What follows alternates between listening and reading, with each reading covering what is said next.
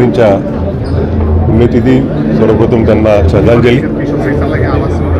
आज त्यांच्या पुण्यतिथीनिमित्त त्यांच्या पुतळ्याचं अनावरण करून आपण त्यांचे जे विचार आहेत, त्यांचे जे आपल्याला मार्गदर्शन दिलेलं आहे ते आत्मसात करून पुढची पिढी कशी देशाकरता सेवा करेल याकरता निश्चितच मार्गदर्शक राहील।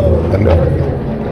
आपण या कार्यक्रमाला आला, स्वातंत्र्याच्या काळातले काही फोटो वगैरे आपण बघितलेले आहेत। हो, बघितले। काळाच्या काही गोष्टी देखील सांगा, काय कसं सांगता या गोष्टी? नाही, जसं आता ते 1936च्या फैजपूरच्या अधिवेशनाचं बघितलं तर महात्मा गांधी तट्ट्याच्या झोपडीमध्ये राहिलेले आहेत आणि साधेपणाचा जो आदर्श आहे तो वाटते आपल्या सर्वांना प्रेरणादायक राहील। त्या काळातलं भारताचं आणि आताच्या भारतामध्ये काही फरक जाणवतोय का आपल्याला? फरक तर काळानुसार फरक जाणवणारच आहे।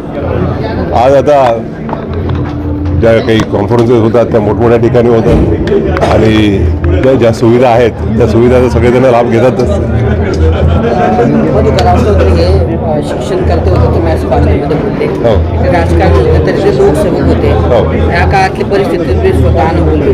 त्यांनी जो 10+2 आणि +2 पॅटर्न सुरू केला, त्यानंतर पहिल्यांदा आपण ते पहिला विद्यार्थी पण होते।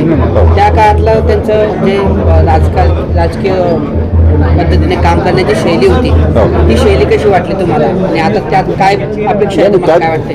त्यावेळेचे राजकारणी जे होते ते राजकारणी कमी आणि समाजसुधारक जास्त राहायचे, एक समाजसेवक म्हणून कार्य करायचे। आता काळ बदललेला आहे। आताचे कसे वाटते आपल्याला? वाटते आय स्टॉप ॲट दॅट। शिक्षण संदर्भात पण शिक्षण व्यवस्थेत पण